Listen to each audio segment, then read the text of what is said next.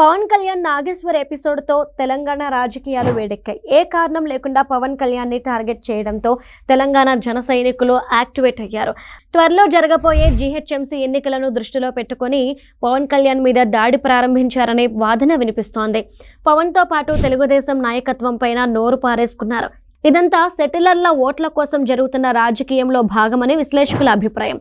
Greater Hyderabad పరిధిలో అనేక ప్రాంతాల్లో ఆంధ్రప్రదేశ్ నుంచి వలస వచ్చిన ఓటర్ల ప్రభావం ఎక్కువగా ఉంటుంది.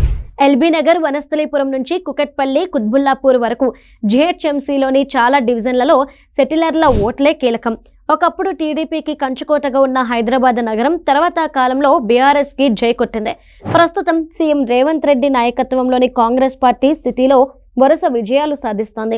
జూబ్లీ హిల్స్ కంటోన్మెంట్ బై ఎలక్షన్స్లో కాంగ్రెస్ అభ్యర్థులు తిరుగులేని మెజార్టీలతో గెలిచారు. స్థానిక ఓటర్లు, తెలంగాణ జిల్లాల నుంచి వలస వచ్చిన వారి ఓట్లు కూడా హైదరాబాద్లో పెద్ద సంఖ్యలో ఉంటాయి. ఆంధ్ర సెటిలర్లు కాంగ్రెస్ వైపు టర్న్ అవుతున్న పరిస్థితుల్లో లోకల్ ఓట్లను పోలరైజ్డ్ చేయడానికి ఆంధ్ర, తెలంగాణ పేరుతో ప్రాంతీయ సెంటిమెంట్లు రెచ్చగొట్టే ప్రయత్నాలు జరుగుతున్నట్లు కనిపిస్తుంది. ప్రత్యర్థులు ఎంత టార్గెట్ చేసినా పవన్ కళ్యాణ్ మాత్రం తెలంగాణలో పార్టీని బలోపేతం చేయాలని డిసైడ్ అయ్యారు.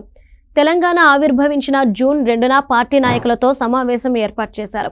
జూన్లోనే హైదరాబాద్లో భారీ బహిరంగ సభ నిర్వహించాలనే ఆలోచనలో ఉన్నట్లు తెలుస్తోంది.